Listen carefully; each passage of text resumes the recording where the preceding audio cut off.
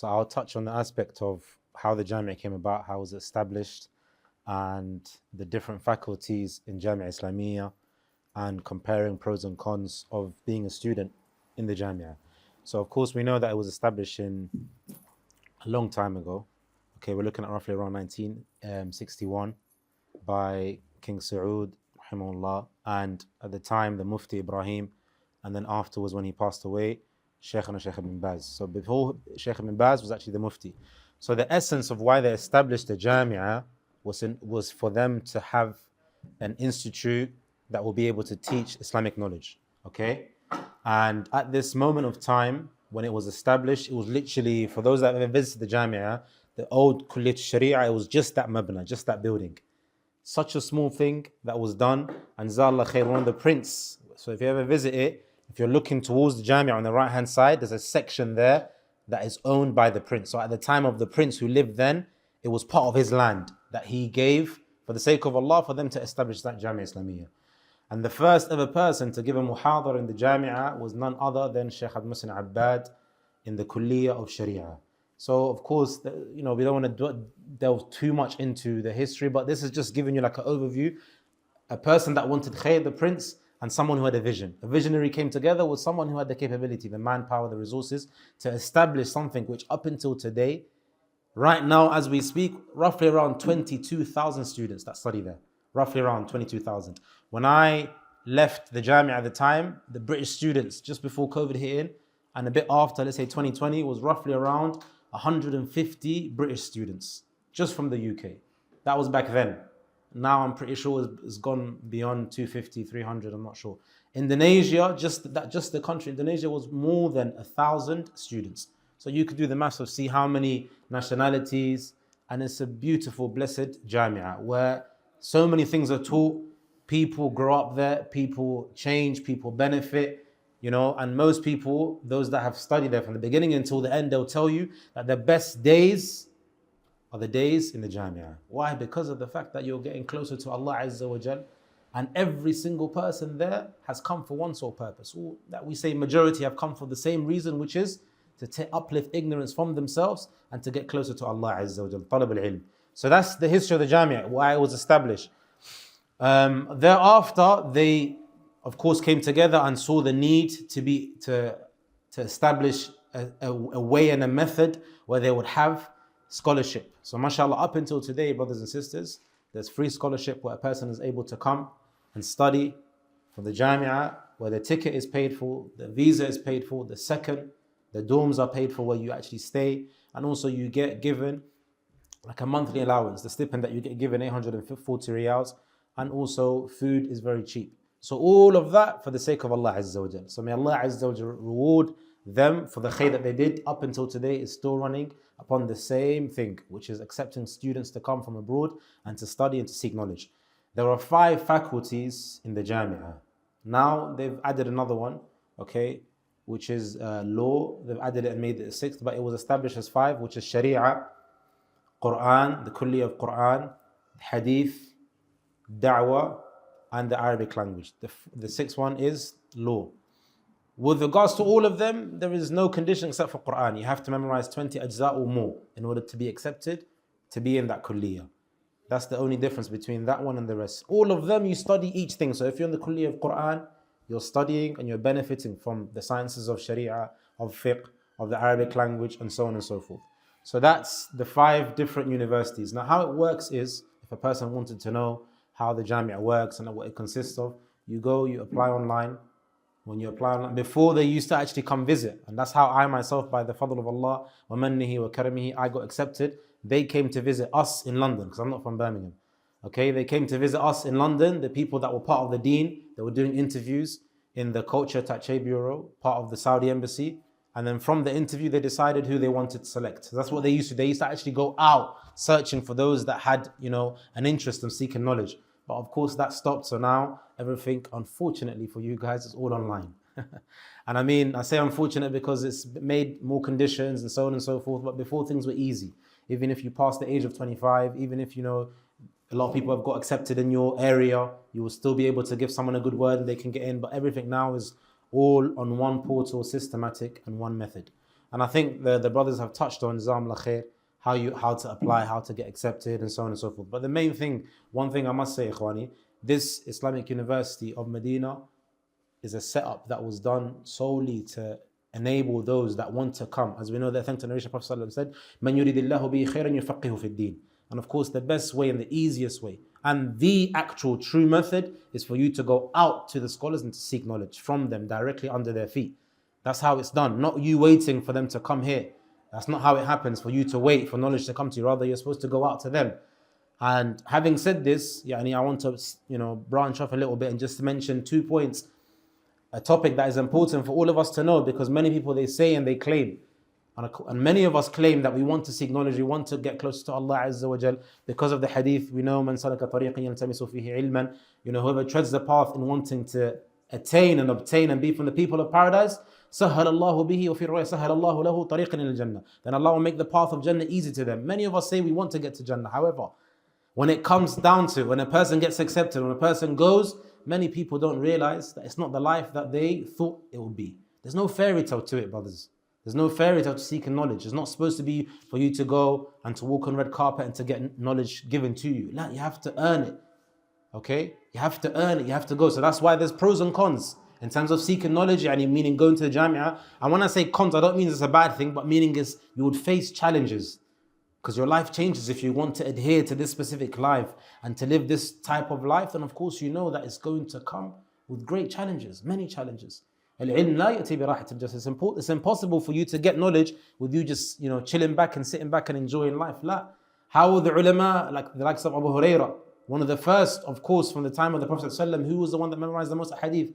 Abu Hurairah. What was known about him? He used to leave off everything, tijara, business, food and drink, in order to get closer to Allah Azza wa Jal by learning from the Prophet sallallahu alaihi wasallam.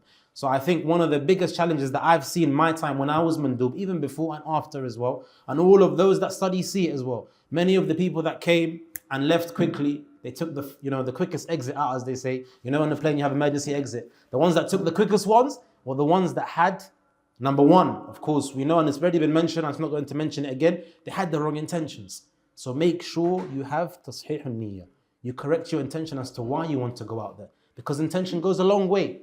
Intention goes a long way, and it will aid you on that path because you remember as to why you're there. So those that came to chill, to taste the restaurants, to see the different food that they have, to live the life, to make friends, they didn't last. Those that came to speak about others, those that came to waste time, they ended up being from those that left. Some of them didn't finish the ma'had, some of them didn't complete. And unfortunately, one of the things I had to deal with at my time was to speak to the deen as to why is it, from all of the students we have in Jamia Islamiyya, why is it that the British are the ones that give up the most?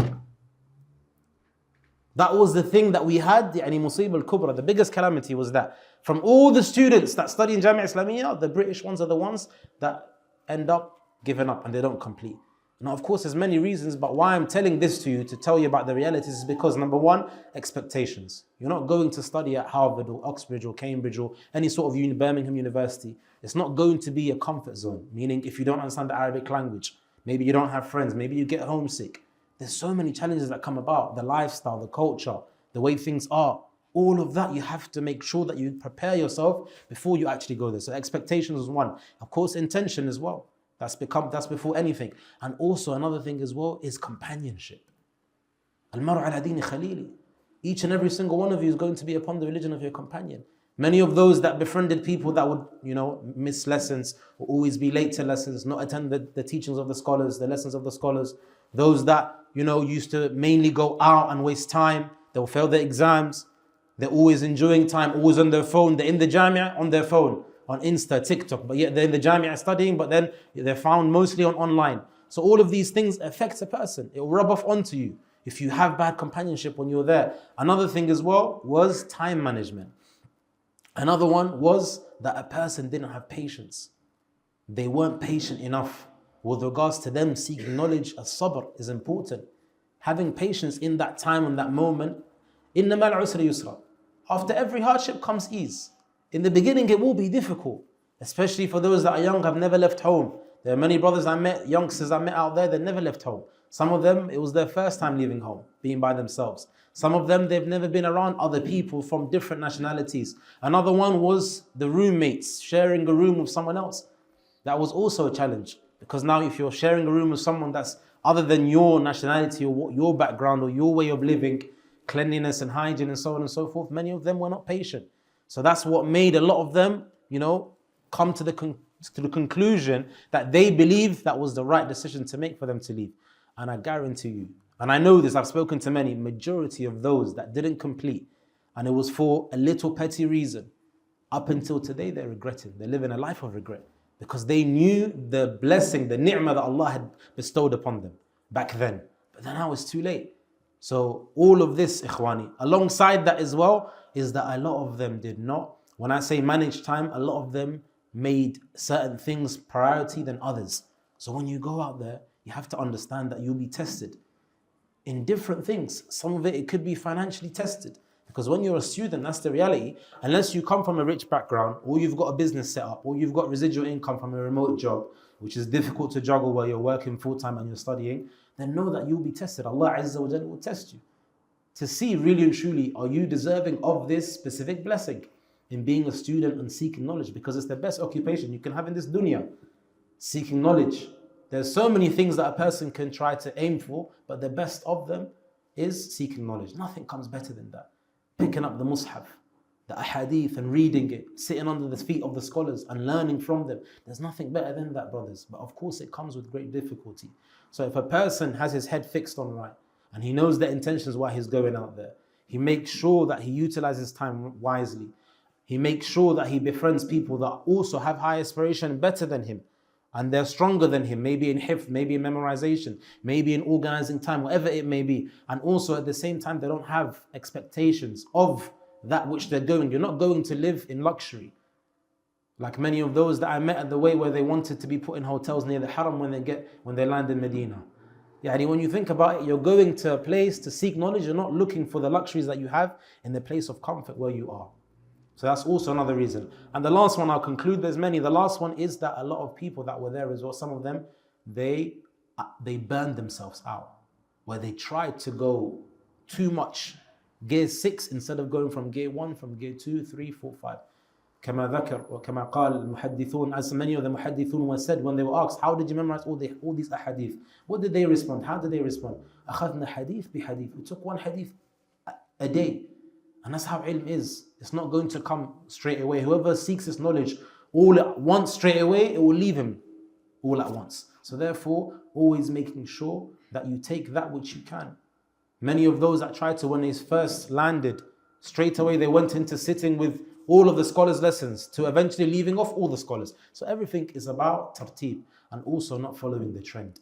Many of those that went there, they went and they had to live up to certain expectations of where they come from, or what the trend was, or you have to go to this specific sitting or this specific gathering. But for those that put their head down and were sincere and went to that which was their level and then they took it from there, those are the ones that managed to complete, and Allah Azza wa Jal enabled them to benefit. So I ask Allah Azza wa Jal to enable all of you here that wishes and wants and has high aspirations in seeking knowledge and studying and being accepted to be from the students of Jamia Islamiyya. May Allah make it easy for all of you. But bear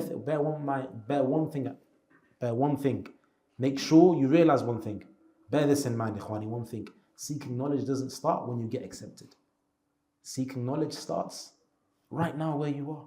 If you're from Birmingham or elsewhere around these cities, that's where knowledge starts. At your household, learning the Quran, learning the Arabic language, going to the lessons that you have that are accessible to you. That's how it starts, brothers. And then from there, bi'idhnillahi ta'ala, Allah Azza wa Jal will be able to bestow upon you His mercy and His favors. And with that note, we'll conclude. Barakallahu fikum. Subhanakallah wa hamdik. Shadu wa la ilaha illa anta astaghfiruka wa atubu ilayk.